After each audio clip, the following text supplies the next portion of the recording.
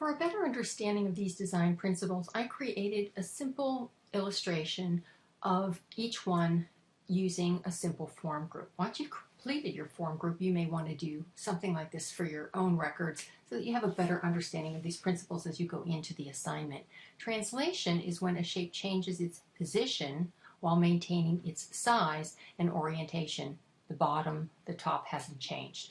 Dilation is when an object or a shape changes size while maintaining direction. Again, it's not rotated, tilted, it's not upside down, it's just changed its size.